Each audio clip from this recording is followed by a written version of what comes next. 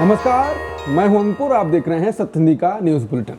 एक नजर डाल लेते हैं अब तक की खबरों पर। भारत के विदेश मंत्रालय ने मीडिया में आई उन खबरों को लेकर खंडन किया है जिसमें कहा गया था कि कुछ भारतीय तेल कंपनियों ने रूस से तेल लेना बंद कर दिया है। इसको लेकर विदेश मंत्रालय के प्रवक्ता रणधीर जायसवाल ने शुक्रवार को कहा कि आप ऊर्जा स्रोत की आवश्यकताओं के प्रति हमारे व्यापक दृष्टिकोण से अवगत हैं।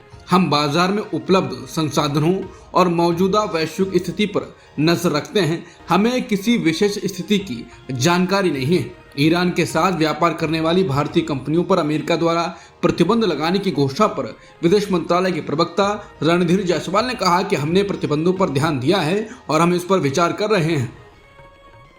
अमेरिका के राष्ट्रपति ट्रंप के इस बयान पर कि भारत एक दिन पाकिस्तान से तेल खरीद सकता है, इस पर अब भारत का विदेश मंत्रालय बोला है। विदेश मंत्रालय के प्रवक्ता रणधीर जायसवाल ने कहा कि इस मामले में मुझे कोई टिप्पणी नहीं करनी है। बता दें, ट्रंप का कहना है कि पाकिस्तान में तेल के विशाल भंडार को विकसित करने के लिए अमेरिका और पाकिस्तान के बीच समझौता हो गया है। इसके बाद ही उन्होंने कहा था कि एक दिन भारत भी पाकिस्तान से तेल खरीदेगा।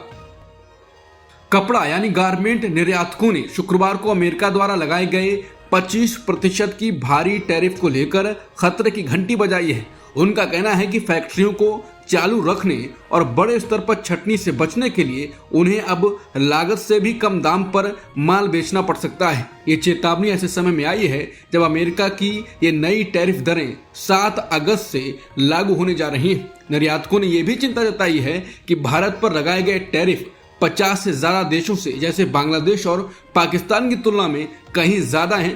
अपैरल एक्सपोर्ट प्रमोशन काउंसिल के चेयरमैन सुधीर खेकड़ी ने एक बयान में कहा कि हम इस बड़े झटके की भरपाई के लिए तत्काल सरकारी हस्तक्षेप की मांग करते हैं। एक्सपोर्टर बेहद मुश्किल हालात में हैं और फैक्ट्रियों को चालू रखने व बड़े पैमाने पर छटनी से बचने के लिए उन्हें लागत से भी कम कीमत पर माल बेचना पड़ सकता है।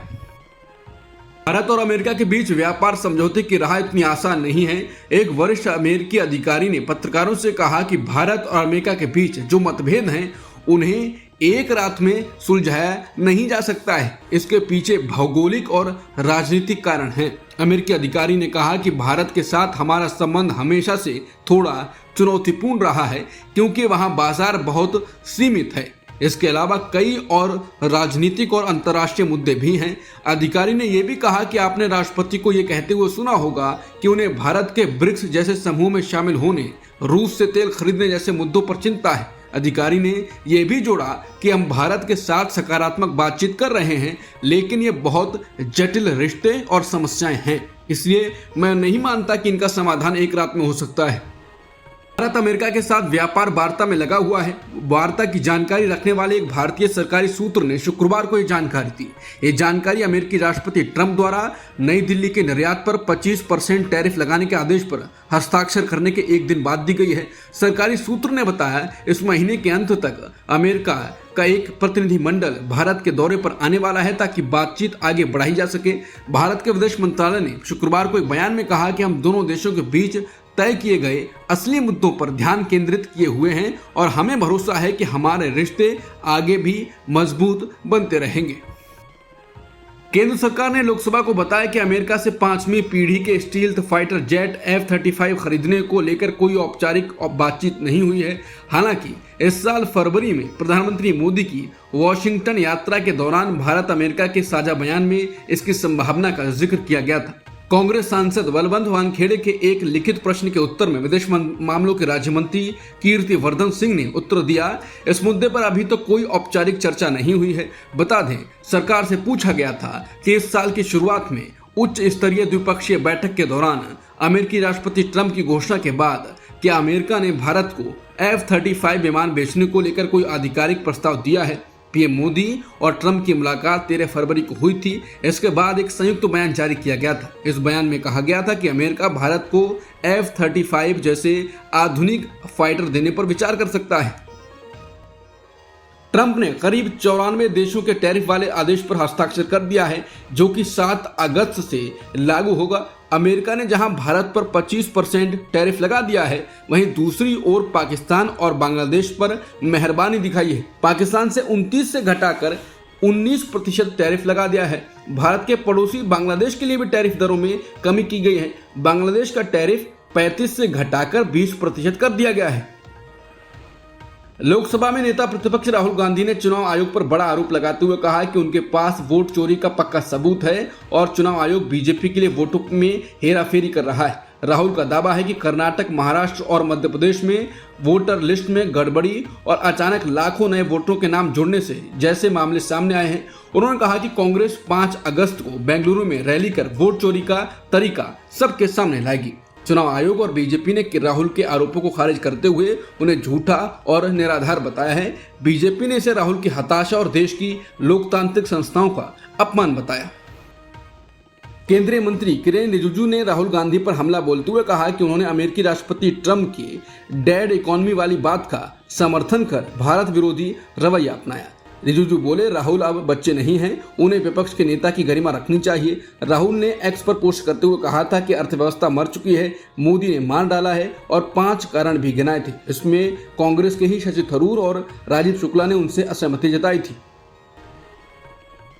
राज्यसभा में शुक्रवार को उस वक्त हंगामा मच गया जब विपक्षी सांसद वेल में विरोध जताने पहुंचे और वहां सीआईएसएफ जवान मौजूद मिले। कांग्रेस अध्यक्ष मल्लिकार्जुन खड़गे ने इस लोकतंत्र के लिए खतरनाक बताते हुए उपसभापति डॉक्टर हरिवंश को पत्र लिखा और पूछा कि जब सांसद लोकतांत्रिक तरीके से विरोध कर रहे हैं तो वेल में सीआईएसएफ कैसे पहुंची। उन्होंने इसे आपत्तिजनक बताते हुए दोबारा ऐसी घटना न होने की उम्मीद जताई। वहीं टीएमसी सांसद सागर का घोष ने आरोप लगाया कि जैसे ही सांसद वेल की तरफ बढ़े, मार्शल्स ने उन्हें धकेल दिया और गिरा दिया। उन्होंने सवाल उठाया कि क्या अब संसद में आर्मी तैनात की जाएगी।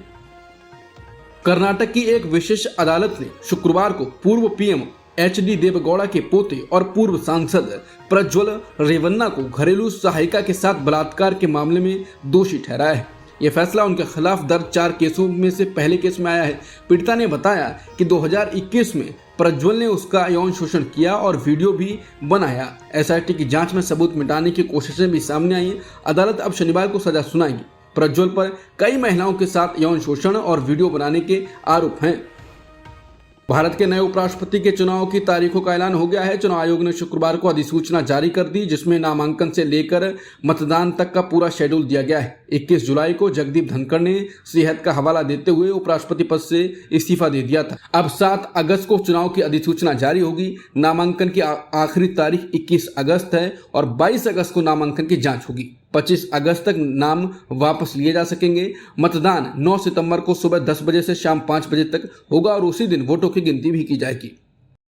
ईडी ने उद्योगपति अनिल अंबानी को 3000 करोड़ के बैंक लोन और मनी लॉन्ड्रिंग केस में पूछताछ के लिए समन भेजा है। उन्हें 5 अगस्त को दिल्ली में पेश होना होगा। ये मामला रिलायंस होम फाइनेंस और कमर्शियल फाइनेंस लिमिटेड से जुड़ा है जिन्हें येस बैंक ने 2017-19 के बीच कर्ज दिए थे। ईडी को शक है ये पैसे शेल कंपनियों के जरिए इधर उधर किए गए। जांच में कई गड़बड़ियां मिली हैं जैसे बिना जांच लोन पास करना और घोटाले की रकम विदेशी खातों में भेजना। सेबी और एसबीआई भी मामले की जांच में शामिल है। हालांकि रिलायंस पावर और इंफ्रास्ट्रक्चर का कहना है कि इसका उनके कारोबार से कोई लेना देना नहीं है। अब तक की खबरों में इतना ही। बाकी खबरों के लिए बने रहिए सत्य हिंदी के साथ।